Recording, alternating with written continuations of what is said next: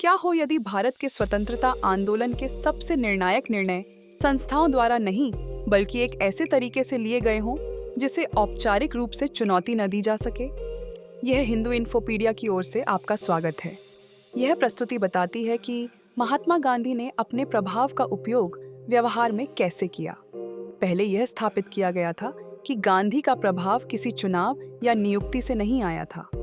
यह उनके नैतिक स्थान पर आधारित था।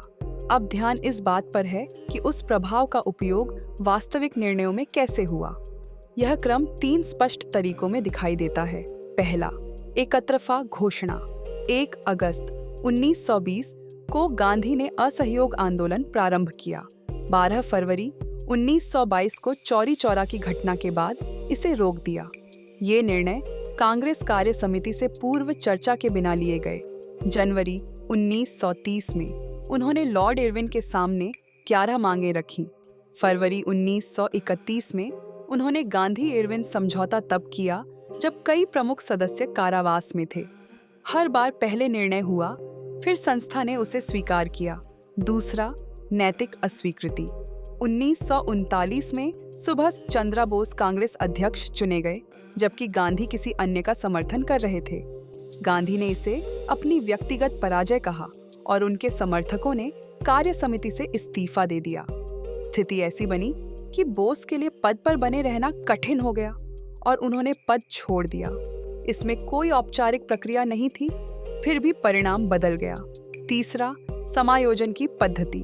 संभावित विरोध को दबाने के बजाय उसे अपने ढांचे में शामिल किया गया। अब एक विशिष्ट उदाहरण, सावरकर प्रकरण। सावरकर को 1911 में दंड देकर अंडमान की सेलुलर जेल भेजा गया था। 1919-1920 में उनके मुक्त होने के प्रयास फिर से आरंभ हुए। 25 जनवरी 1920 को गांधी ने सलाह दी कि निवेदन को केवल राजनीतिक रूप में प्रस्तुत किया जाए। 26 मई 1920 को उन्होंने यंग इंडिया में एक लेख प्रकाशित किया, जिसमें सावरकर की मुक्ति की बात कही गई। गांधी का तर्क था कि सावरकर ब्रिटिश शासन से अलग स्वतंत्रता नहीं चाहते थे। उसी समय गांधी स्वराज की मांग के लिए देशव्यापी आंदोलन की तैयारी कर रहे थे। यह तथ्य दर्ज है और शब्द स्पष्ट हैं।